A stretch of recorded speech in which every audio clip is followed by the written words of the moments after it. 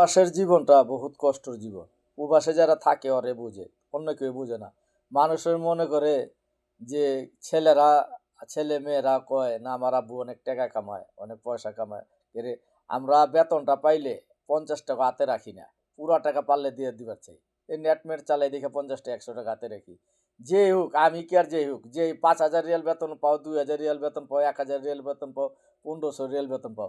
সবাই বেতনটা পাইলেই লগে লগে ব্যাংকে টাকা যায়, সিরিয়াল ধরে ব্যাংকে যে বাংলাদেশে টাকা পাঠায়।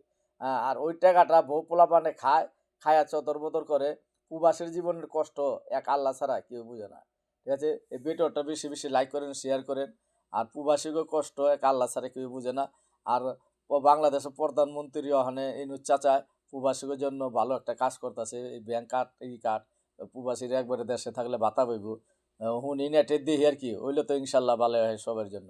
ওকে, আসসালামু আলাইকুম ইনুস চাচা।